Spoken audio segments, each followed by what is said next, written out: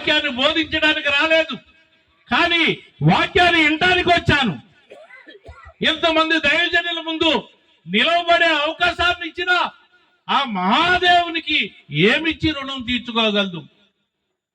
2025 అంతా కూడా కష్టాల్లో, నష్టాల్లో, ప్రాణం మీదకి వచ్చిన ఇబ్బందుల్లో కాసి కాపాడి నా దేవుడు ఇలా మీ ముందు నిలబెట్టాడు.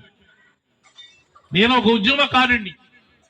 ఆల్ ఇండియా క్రిస్టియన్ ఫెడరేషన్ దళిత క్రైస్తవ హక్కుల కోసం పోరాడుతున్న వ్యక్తిని నేను.